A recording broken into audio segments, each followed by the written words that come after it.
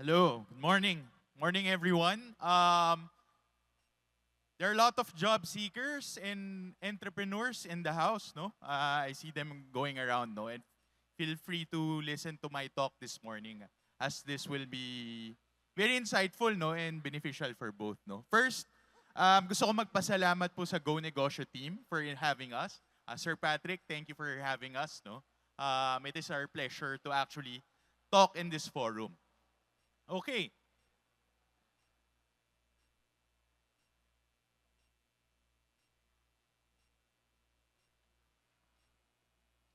All right. Sige.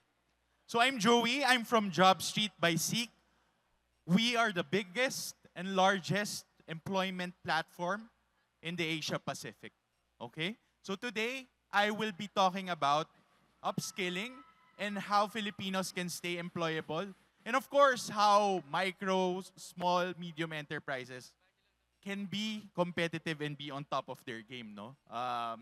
Upskilling kasi very important, no? As Sir Royce actually mentioned a while ago, no? Upskilling and upscaling. Parehong importante yan. Parehong para sa naghahanap ng trabaho at para sa mga nagnenegosyo. Okay. So sa larawang ito, makikita nyo na may nagtatrabaho or may nagnenegosyo, no? Ang nakalagay dyan ay AI, no? So, gusto lang maipakita ngayon na AI or yung kinakailangan yung tools ay hindi para bukas, hindi para next month, hindi para next year, no? So, marami kasi nagsasabi na AI is the future, no? Pero hindi. AI is the present, no? So, nandito na ang AI sa atin ngayon, no? So, ang pinaka-importanteng malaman nyo sa araw na ito, kung may matatandaan kayo sa aking mga sinasabi is, skills pay bills, no? So, skills pay bills, no? Skills is our currency. Ano ba ibig sabihin nito, no? So, sa mga nagtatrabaho ngayon, no? Importante mag-upskill. Kailangan yung matuto ng mga iba-ibang bagay, no? Ito yung mga nilalagay nyo na ngayon sa inyong mga CV or resume kasi yan ang hinahanap ng mga, again, negosyante rin. No? So para sa mga negosyante naman, ang skills or ang pagkakaalam mo sa mga maraming bagay makakatulong sa inyong negosyo para maging mas efficient or meron kayo tinatawag na operational leverage, no? Para mas maganda at smooth ang inyong operations. No? So, skills pay bills. Okay? Alright, so magpapakita lang ako ng few statistics, no? 40% of the workplace skills will change by 2030, no? So kung nararamihan na kayo sa mga AI at mga bagong tools ngayon, padagdag lang ng padagdag yan hanggang 2030, no? So we are just at the precipice, no? Nasa simula pa lang tayo ng AI revolution. So dadami pa ng dadami ang mga tools na kakailanganin, no? 90% of companies reported that they make fewer hiring mistakes when they hire based on skills rather than degrees. So napaka-importante na number na ito, no? 90% daw ng mga small, medium, and even large corporations now, pag binase nila ang kanilang pag-hire sa skills instead of like kung saan ba graduate o saan nagtapos, anong kurso tinapos, mas okay or mas successful daw yung hire na yon, no? So again, it is very important to upskill, no? To meet this need of the market. Also on the other hand, no, over the next 12 months, no, meron din tinatawag tayo na skills gap right now in the market, no? So bakit tayo may skills gap, no? Ang mga negosyo at ang mga businesses, iba ang kanilang hinahanap kumpara sa mga capabilities ng mga job seekers sa market, no? So this is actually a nationwide problem. It's even an ASEAN-wide problem that we are trying to help with, no? That is why upskilling is very, very important. Okay. So, sa nakaraang taon, no, there was a huge job surge in the Philippines. No? So, roughly, there was a 180% increase in job hunting in the Philippines. In the Dole job fairs alone, no, there were roughly around 3,000 of the 25 people hired were placed in lower skilled tiers, no? So mas mababa yung kinuha nilang trabaho that don't require a college degree. Okay? So again, emphasizing the importance of upskilling. Okay? On the other hand naman, no, sa mga negosyo, no, masasabi rin naman na 72%, even the small businesses, no, actually want to expand their business. No? So as you can see, there are a lot of small businesses here now who are exploring the booths. So this actually emphasizes the point na ang mga tao gusto mag-expand, mga negosyo gusto mag-expand. 54% of them say that there's not enough talent in the market to meet their business needs. No? So mapa-small or medium enterprise ba yan, more than half actually say na kulang pa sa skills yung mga job seekers in the market. No? Again, mas marami kasi talagang job seeker as the Philippines is a very candidate long market, no, as economists call it, no. And 82% of the SMEs and the small businesses actually want to upskill their current workforce, no. And again, going down the line, no, so a lot of MSMEs here, present here today, actually hire informally, no, meaning they hire through social channels, they hire through referrals, they hire through walk-in applicants, etc. No? And 20% actually have used digital tools for their businesses. Okay, now, puntahan natin ulit kung ano ba ang nangyayari sa mga job seekers at employers pagdating sa paggamit ng AI, no, sa Pilipinas. No? So, we are actually very technologically forward, no, as a country, no. So dati nung nauso yung SMS, tayo yung texting capital of the world, naging tayong social media capital of the world. Now we are at the forefront of AI once again, no. Napakalakas gumamit ng mga Pilipino ng technology, no. So 46% of Filipinos actually use Gen AI, no. So versus our ASEAN neighbors, no, as we were talking about ASEAN, we are actually higher a bit, no, a bit higher than the average of 44% and the global average of 39%. So again, let that sink in, no. Slowly, the population is using AI, no. So wala kang choice, no, kung job seeker ka, kundi sumali sa number na to at dumagdag sa number na to. Kundi, bakit? Other people will have an advantage over you. So malalamang ang kanila sa paghahanap ng trabaho.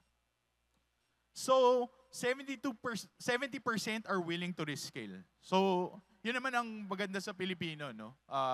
We're always adaptable to change, no?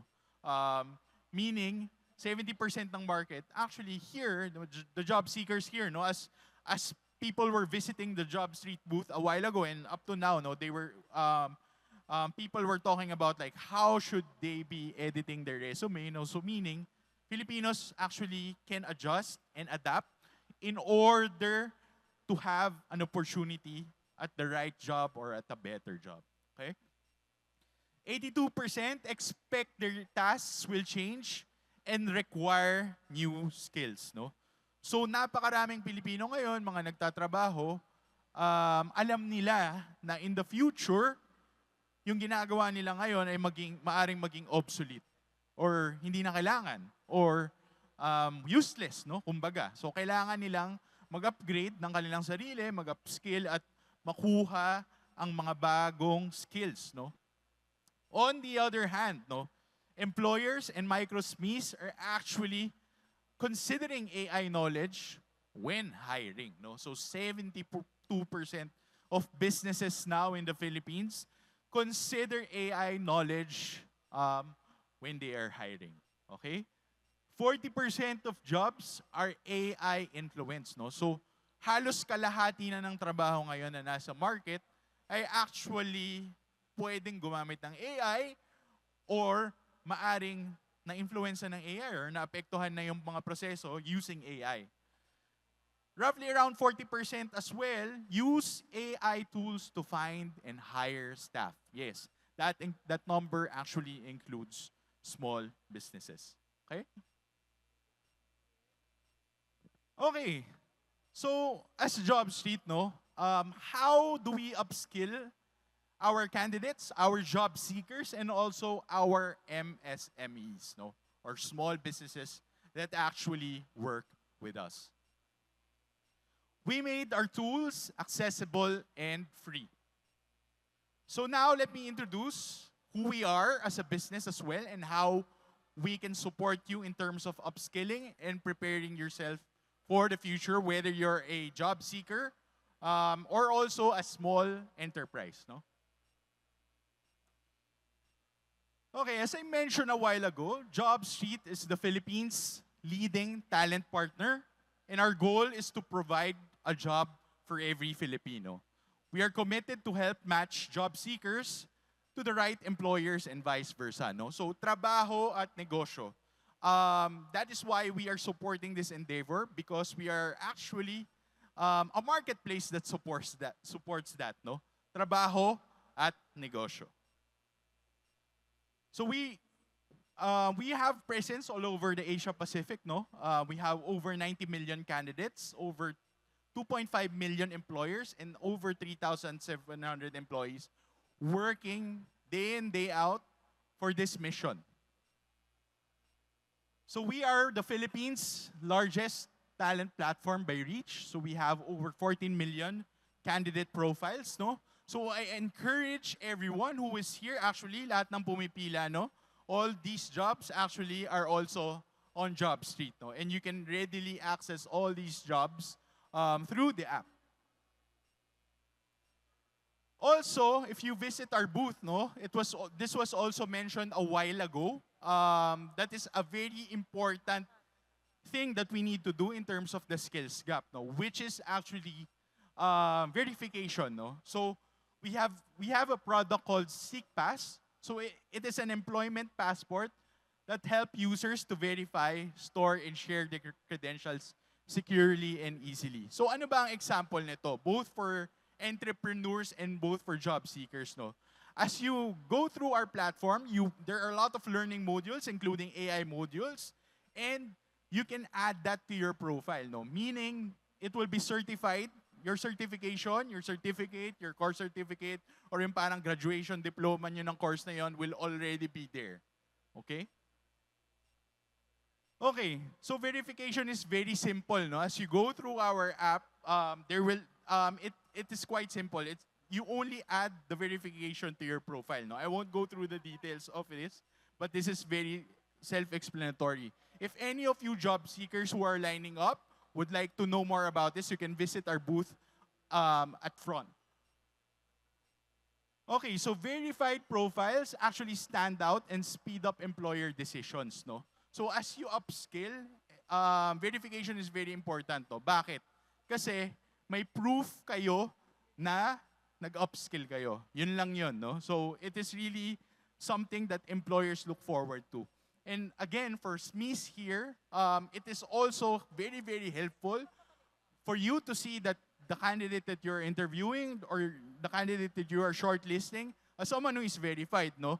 So hindi siya random profile na nakukuha nyo sa Facebook that can be a troll or cannot be reliable, no? These are very, very reliable job seekers, as good as someone that you meet face to face. Okay, so again, back to upskilling. In our platform, we have what we call skills and community, no? So in skills, as you can see here, there are a lot of things that you can actually consider, no? Pwede nyong aralin, no? Bite-sized content that is very, very short. Very apt siya for commuting, while traveling, while you have short breaks in between work, no?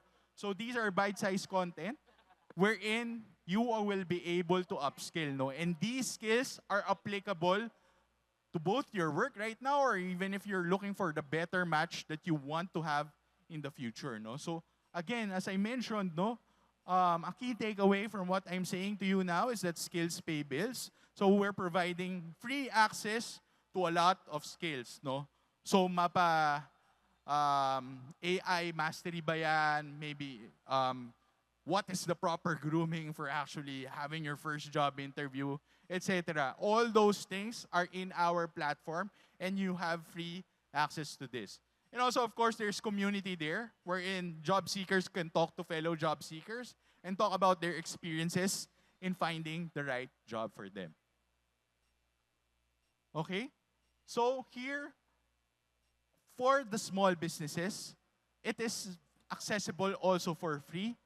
Something that we call the Talent Attraction Lab. No? So for small businesses who are here today, the first hire is actually very crucial and important. No? Bakit? Kasi madalas when we were talking to small businesses, no, usually they are solo entrepreneurs or mag-asawa, no, and then they fondly talk about their first hire. So their first hire actually spells the success or the failure of a business, no, kasi scaling is very very important, no. In here, through JobStreet's Talent Attraction Lab, small businesses will be able to find out kung ano ba ang nag-a-attract sa mga tamang candidates, no? So, marami dyan, sweldo, work from home ba, proximity to work, salary, all these things. You will have insights and input that would actually help you write the proper job ad, no? To attract the right talent for your small business. Okay, you will also have a plethora of data and maraming trends, no? So let's say you are a food business. You can find out like what employees in the food industry you are looking for and more, no? So basically, we give all the insighting so you can hire better. Okay, talking about writing the correct job ad, no? So a lot of small and medium enterprises do not have HR, no? So it is quite important for someone to write a job ad, no? Kasi ano ba ang job ad, no? Similarly sa pagbebenta ng inyong produkto, no? Ang job ad ay pagbebenta rin ng inyong produkto or ng inyong kumpanya sa mga tamang job seeker, no? So if you don't know how to write a job ad, you will not be able to hire the right talent, no? Or the right help for the business, no? That is why we have an AI for job ad writing, no? So this AI actually takes in a lot of data of over like a decade. And it will help you write the correct job ad depending on the role that you will need. Okay? So again, as a summary of today, no, upskilling is no longer optional. It's how we stay competitive. Whether you are looking for a job, no, sa mga nakapila there right now, or looking for talent, we've built tools to make it simpler, smarter, and more accessible, no? So, lahat ng mga sinabi ko kanina, libre to lahat. Free for both job seekers and free for small businesses alike, okay?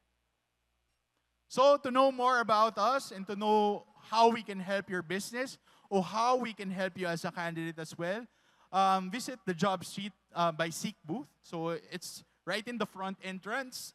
So we have a resume clinic wherein you can have your resume checked para malaman nyo kung paano nyo dapat ba i-position yung sarili nyo. There's also career advice there. And again, there's also SeekPass wherein you can verify your credentials. Also, we have an MSME support lab there wherein you can learn how to hire the right talent as well for you. And there is also a digital hiring demo and also a free consultation. No? Okay? Okay. With that, I would like to end my presentation and thank you. Thank you, Joey. Your presentation is ending, but not you on stage, because I'm going to be asking you questions. Very informative. Please join me here in the middle. Paalala lang po, sana nakinig kayo. Sana you took advantage. Kasi halos lahat po kayo dito naghahanap ng trabaho. Marami dito talaga naghahanap ng trabaho.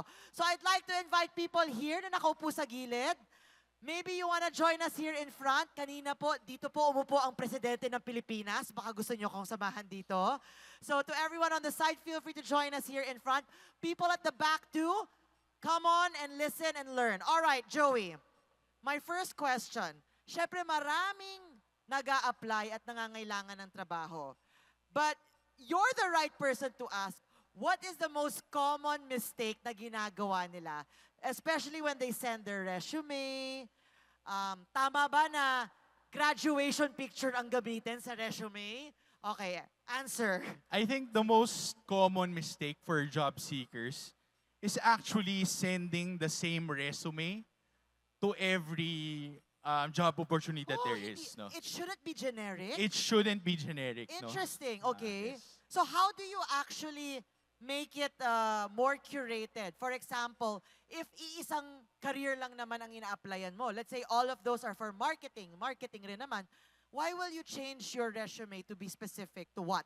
So a resume should be formatted in a way that matches actually the company's The one needs that you're naman, applying no? to. Oo. Okay. So a quick browse on the job description dun sa ina-applyan would actually be very beneficial, no, para dun sa job seeker.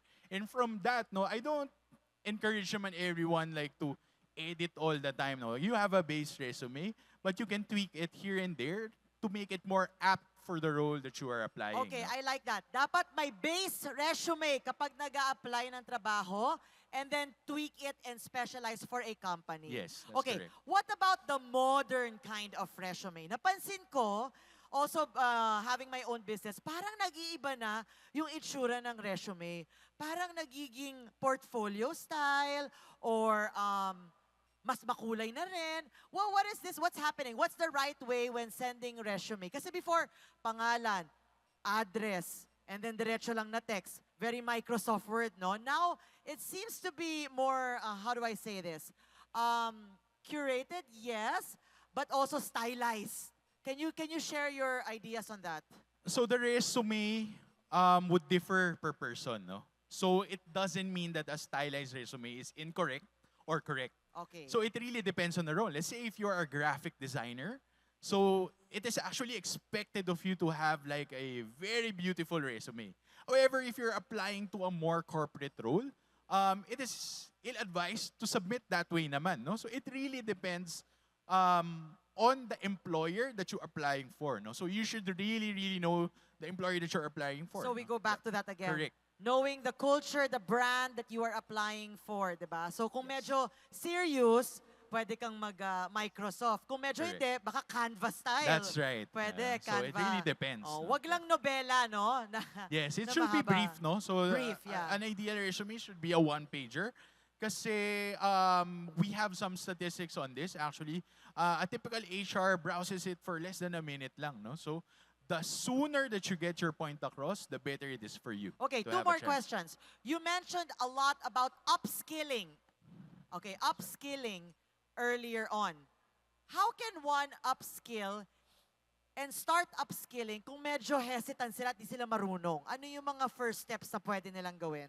Okay, so if you are hesitant in terms of upskilling, what I suggest really is to browse upskilling websites, no? Or, sorry, Yeah. not hesitant, but also overwhelmed. Okay, Ayan. okay. Overwhelmed, na medyo naninibago, Yes. or hesitant. To, Yes. Okay, go ahead. So the shortcut really is to download the JobStreet app, no? So shameless plug, no? Seek is actually the owner of several upskilling modules, our mother Okay. company. So we have their modules from Udemy and Coursera. Those are also our companies as well. Ah, okay. So we have all of the modules there, and you can easily watch it. We've broken it down to bite-sized content. So that is one. Of course, reading is still apt, no, for today. But very worried lang na dapat yung binabasa mo ay reliable source, no? So actually, Correct. I would try to advise not to go into YouTube kasi everyone actually produces content there. So go to more reliable websites wherein upskilling is really their parang bread and butter, no? Yeah. Like yours. So let's talk Yeah. about that website. But before that, Yeah. quick question ulit. To those who are here this afternoon, sa lahat na naglalakad dyan, sino dito ang naghahanap ng trabaho? Taas ng kamay. Yung totoo, meron konti sa likod. Those who are looking for a job? Okay, so not everyone is really looking for a job, but I see some people raising their hands, no? What is the in-demand skill? Okay, so far na nakikita mo na jobs, yung pinaka-in-demand, top 3. So, I mean, for now, what I would urge everyone to be, no, top 1 na lang, no? Kasi everyone should really learn how to navigate AI, no?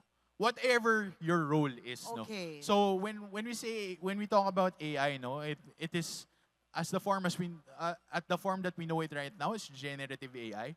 So dapat talaga lahat mag-aral ng AI. So it's quite important to know the basics, no? So ChatGPT, Gemini, Glean, all these things, no? You should know it at the back of your hand, no? Every job seeker now must know these things, no? So para siyang Microsoft Word and Office like 15 years ago na nakalagay sa mga job description. Must know Microsoft Word, Microsoft Office. Kasama na rin yun. Papunta na siya doon now. Okay. So that is something would you that's very suggest important. to include it in your resume as well? Knows AI, knows how Yes. to use. Tama ba? Anong... Yes. So it is important to get the certifications for these things already. So there are a lot of free certifications out there, no, for generative AI, no. So Google has certifications already for it, no, that they can Great. also access to through our platform also. Wherein you're a certified user of Gemini or other AI tools that they have, right? Wonderful. Yes. Okay, so now, Joey, let me just ask you to invite them as well. Everyone's busy, Yeah. but feel free to give the website, the sites as well, where they Yes. can also learn and upskill, but Yeah. also find jobs Yes. or post about their jobs. Yeah. I'm inviting everyone, all the job seekers here and all the MSMEs out there as well, no, to visit our booth at the back, or as a shortcut, no, if you don't have time, to download the Job Street app, wherein you will be able to access all the things that I was talking about a while ago. All right? Thank you so Thank you. much, Joey from Job Street. Maraming salamat. you. Let's take a quick photo, please. All right, 3, 2. Pang-resume natin tong dalawa. Pwede bang dalawang tao sa isang picture? Isa lang. Isa lang dapat.